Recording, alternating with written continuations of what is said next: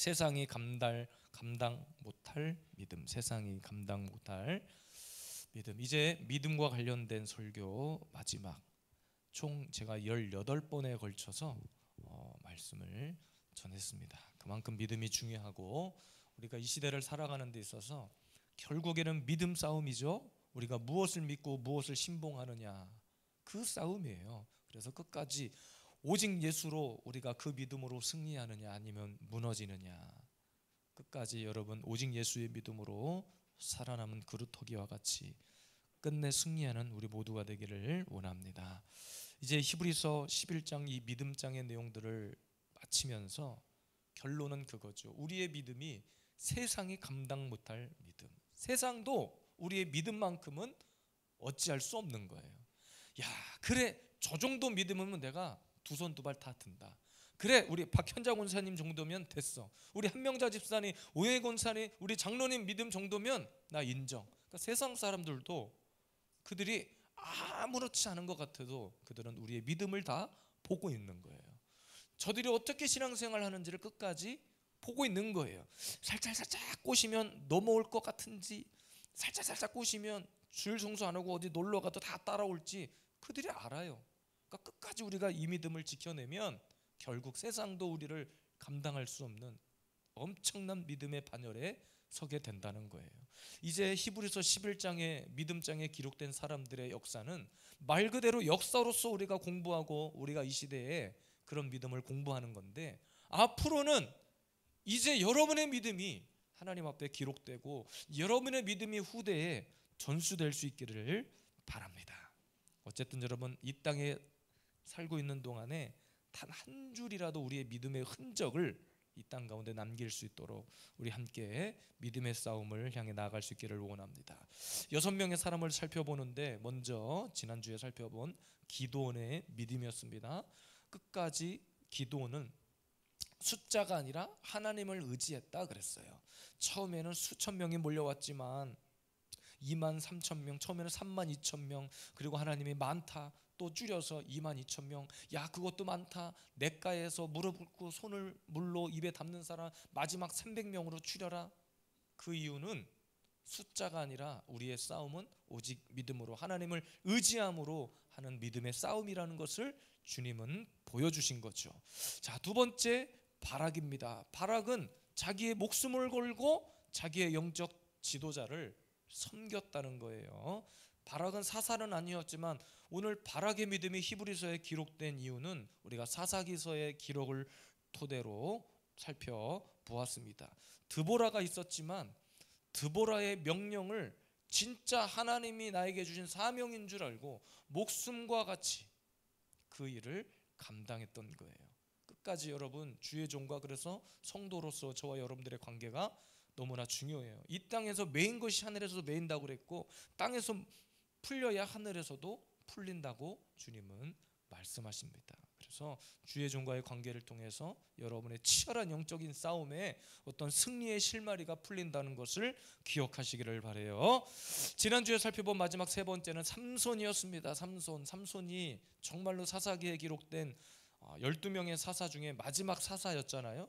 삼손의 믿음은 사실은 그 앞에까지만 보면 이게 믿음인가 싶을 정도로 이방 여인의 유혹에 넘어가고 끝까지 말씀을 지키지 못하는 듯 했지만 결정적인 순간에 그래도 하나님 앞에 자기의 믿음, 자기의 의지를 다 드렸어요. 음탕한 여인을 만나서 넘어지긴 했지만 그래도 여러분, 그 전까지 사사로서 훈련되고 쌓아져 있었던 그 믿음의 훈련이 마지막 결정적인 순간에 빛을 발하는 거예요. 그래서 마지막 삼손의 기록이 어떻게 끝나냐면 자기가 생전에 죽였던 적들보다 그 마지막 순간에 기둥 붙잡고 기둥 무너뜨리면서 그 안에 죽임을 당한 적들의 숫자가 더 많았다는 거예요. 끝까지 하나님을 붙들었던 삼손의 믿음을 공부했습니다. 오늘 함께 살펴볼 네 번째, 입다의 믿음입니다. 세상이 감당하지 못할 믿음의 주인공은 입다. 사사기 11장 11절 말씀을 우리 함께 화면을 보고 읽겠습니다. 이에 입다가 길르앗 장로들과 함께 가니 백성이 그를 자기들의 머리와 장관을 삼은지라. 입다가 미스바에서 자기의 말을 다 여호와 앞에 아뢰니라. 입다는 이스라엘의 8번째 사사입니다. 8번째 사사인데 사사기 10장 6절부터 입다의 기록이 기록되어 있어요. 크게 3가지 사건이 나옵니다. 굉장히 억울할 수 있었던 첫 번째 사건은 자기 동족으로부터 버림받았다가 다시 부름받아서 그 동족의 장관이 되어 싸운 사건이에요. 두 번째는 자신의 딸을 제물로 바쳤던 유명한 사건이죠. 자기가 말 내뱉은 것 때문에 전쟁에서 승리하고 자신의 딸을 제물로 바치게 되는 거예요. 그리고 참 마지막 세 번째는 재미난 사건인데요. 에브라임 사람, 그러니까 사사기 12장에 보면 에브라임 사람에게 발음 훈련을 시켜요. 성경에 보니까 이름이 굉장히 참 희한한 이름이 나오는데 쉿볼렛이라는 사람이 나오는데 이거를 적군을 무찌르기 위해서 발음 훈련을 시킨단 말이에요. 쉿볼렛이라고 발음하는지 쉿볼렛이라고 발음하는지 성경이 그대로 나옵니다. 사사기 12장 6절에 나오는데 쉿볼렛이냐 쉿볼렛이나 이 발음 하나를 가지고 적군을 물리치는, 이거 발음 테스트 하나 한 거 가지고 적군을 무려 42,000명이나 물리쳐버리는 엄청난 사건이 나옵니다. 자, 그런데 오늘 히브리서에 와가지고 그러면 도대체 무엇을 입다의 믿음의 사건으로 기록하는가? 단연코 첫 번째 사건일 것입니다. 왜 그러냐? 여러분, 입다는 당시에 큰 용사였지만 출신이 사사기 11장에 보니까 기생의 아들이에요. 기생. 출신 성분이 안 좋아요. 그 이유 때문에 자기 동족으로부터 쫓겨나서 살게 됩니다. 그리고 자기 주변에 온통 그냥 쉽게 말하면 쓰잘데기 없는, 영양가 없는 사람들이 막 모여서 살게 되는 거예요. 자, 그런데 암몬 사람이 쳐들어오지요. 이때 길르앗 장로들이 입다에게 와가지고 다시 싸워줄 것을 요청하는 거예요. 그래 입다가 야, 너네들이 나를 버리지 않았느냐? 사사기 11장에 보니까 너네들이 나를 버리지 않았느냐? 이렇게 이야기했지만 사실은 결국에는 입다가 그들 부탁을 들어주어 그들의 장관이 되어 싸우고 대대적인 승리를 이룹니다. 그럼 이것이 무엇이 믿음일까요? 무엇이 믿음일까요? 입다의 믿음은 다름이 아니라 자신의 감정과 하나님께서 주신 사명을 구분할 줄 아는 믿음이에요. 우리가 신앙생활하면서 마냥 평강이 넘치고 은혜가 넘치기만 하면 좋지만 사실은 같은 교회 공동체 안에서도 감정 상할 일이 얼마나 많아요. 교회에서 조금만 다툼이 일어나고 아픔이 생기면 가장 먼저 하는 게 뭐냐면 에이, 나 예배 안 드릴란다. 오전에 실컷 예배 드리고 교제하고 기분 좋다가 점심 먹다가 뭔 문제가 생겼어. 오늘 오예배고 뭐고 안 드릴란다. 마치 이런 거예요. 그러니까 예배는 예배고 내 감정은 감정, 이것이 분리되어야 하는데 하나님의 것은 하나님의 것이고 내 감정은, 이 땅의 감정은 그것이 분리되어야 하는데 마치 그런 상황이 된 거예요. 오늘 입다는 하나님께서 주신 사명과 자신이 억울하고 정말 같은 동족에게 버림받았고 하는 이 감정을 철저히 분리시켰습니다. 아까 점심 먹으면서 제가 잠깐 과거 이야기를 살짝 해드렸는데 저도 한참 훈련 받을 때 예배 바로 전까지 찬양을 준비하고 막 찬양도를 하기 이제 5분 전이에요. 근데 목사님에게 또 꾸중 들을 만한 일이 있었던 거예요. 근데 그분 한번 화를 내면 아주 그냥 호랑이 사자같이 화를 내시니까 그 순간만큼은 감정이 주체가 안 될 때가 있어요. 근데 당장 예배 이제 그러고 나서 바로 예배 시작하는 막 올라가야 돼. 찬양팀이 앞에 다 서 있어. 올라가서 아무 일 없었다는 듯이 기타를 메고 우리 기쁨으로 찬양해요. 제 속은 막 타들어가는데 얼굴은 기쁨으로 찬양합시다. 할렐루야 박수 치면서 웃으면서 찬양하세요. 이래야 된단 말이에요. 근데 만약에 제가 그때 기분이 열받아가지고 내가 찬양 인도가 보고 나 다 때려치고 기타 다 때려 부시고 나가겠다. 그러면 어떻게 됐겠습니까? 아마 이 자리에 유경수 목사는 없었을 거예요. 어쨌든 여러분, 사명과 우리의 감정이 분리되어야 돼. 이거를 분별하지 못하면 망합니다. 왜? 우리는 감정이 상한 순간 하나님의 그 신령한 것을 포기해버려요. 그게 인간의 습성이에요. 헌금도 잘 그러다가 조금만 감정 상하잖아. 내가 이놈의 교회 내 헌금 드리나 봐. 헌금을 교회에다 드리는 거예요? 사람한테 드리는 거예요? 하나님 앞에 드리는 거예요. 자, 우리 지환이가 너무나 귀한 것이 오면, 제가 아까 예배 드리다가 뭐가 알람이 띵동 울리길래 보니까 딱 헌금을 벌써 탁 드리고 문을 열고 탁 들어오는 거예요. 얼마나 귀하고 감사한지. 지환아, 꼭 백중주 목사님 앉아서 날 쳐다보고 있는 것 같아. 지금 너의 그 표정이 꼭 백 목사님이 나를 앞에서 앉아서 이렇게 쳐다보는 것 같아. 얼마나 귀한지 몰라요. 예배를 사모하고 달려와서 헌신하고 순종하고, 이러한 우리의 마음과 태도가 천국 갈 때까지 있어야 합니다. 철저히 우리의 감정, 인간적인 감정과 하나님 앞에 받은 신령한 것들, 그 사명들, 우리는 예배해야 될 사명이 있는 사람들이잖아요. 사명과 소명은 다른 거 아시죠? 사명은 죽을 때까지 목숨 걸고 감당해야 되는 것이 사명이에요. 죽을 사자예요. 죽기까지 내가 감당해야 될 것이 사명인 거예요. 예배는 우리가 죽기까지 목숨 다해 지켜야 하는 것이 예배입니다. 이것과 우리의 감정이 합쳐지면 안 돼요. 끝까지 우리는 주님 앞에 갈 때까지 이 사명 온전히 감당할 수 있기를 주님의 이름으로 축복합니다. 다섯 번째 믿음의 사람이 기록되어 있는데 다윗입니다. 다윗. 사무엘상 17장 45절의 말씀을 함께 읽겠습니다. 다윗이 블레셋 사람에게 이르되 너는 칼과 창과 단창으로 내게 나와 오거니와 나는 만군의 여호와의 이름 곧 내가 모욕하는 이스라엘 군대의 하나님의 이름으로 내게 나아가노라. 마귀가 여러분 우리를 무너뜨리는 최대 무기 중에 하나가 바로 두려움일 거예요. 두려움. 해보지도 않고 주저앉게 만드는 것이 두려움입니다. 우리가 방금 읽었던 사무엘상 17절의 말씀은 다윗이 블레셋 군대 앞에 서 있는 장면이죠. 우리가 잘 아는 엄청난 키와 피지컬을 자랑하는 블레셋 군대 앞에, 그리고 심지어 무장까지 했어.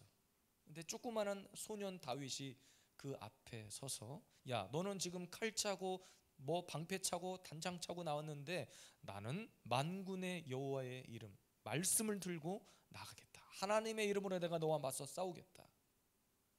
결국 다윗의 믿음은 오늘날 우리가 기억하는 다윗이 다윗된 것은 담대함이에요. 담대함. 진짜 믿음의 최고의 모습은 담대함입니다.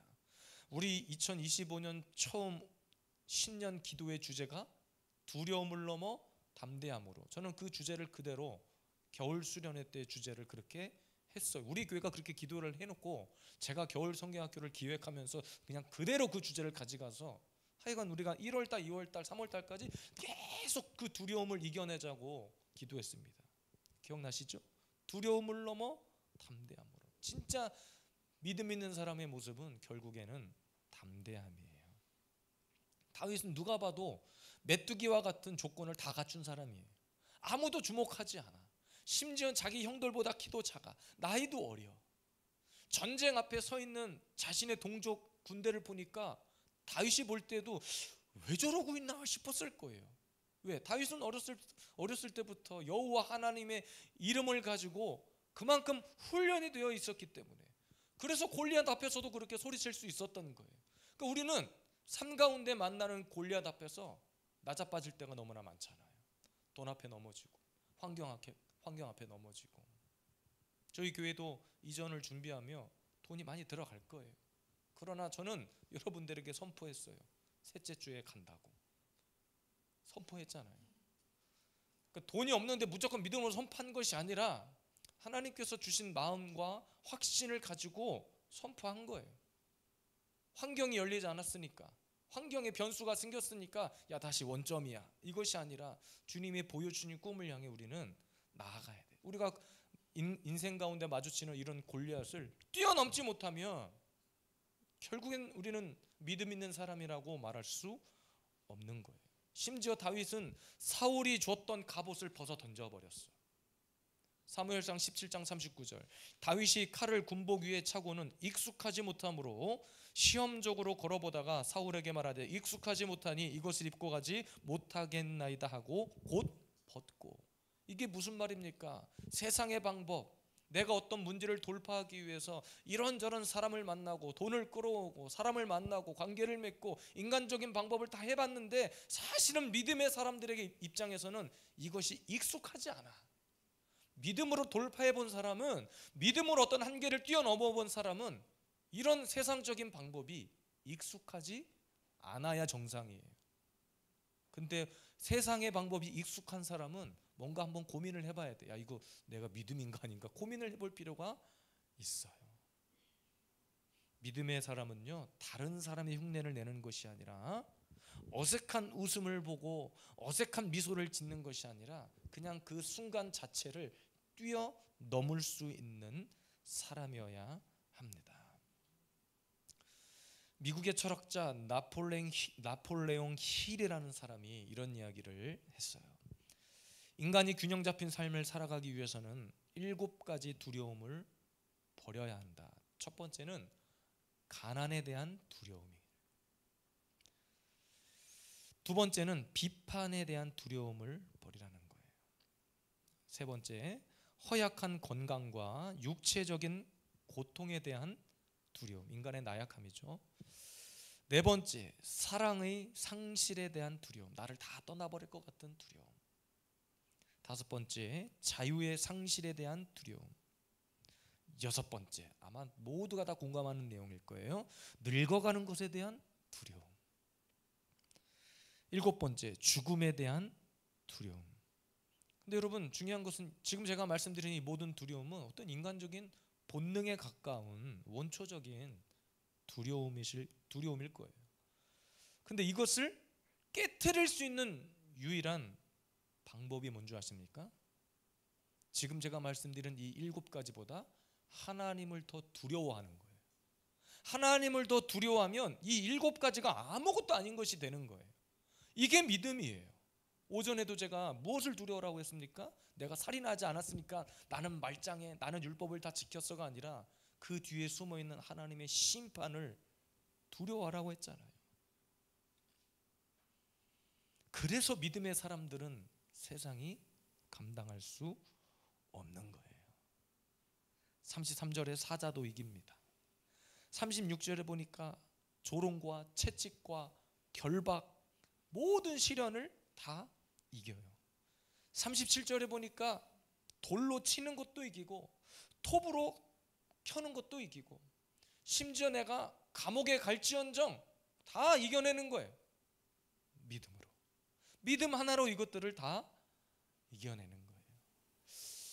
우리 이런 담대함으로 이왕 내가 하나님의 자녀로 살아가는 거, 이왕 하나님이 나를 구원하시겠다고 작정한 이 마당에 한번 이 믿음 가지고 모든 두려움을 한번 뛰어넘어 보십시다.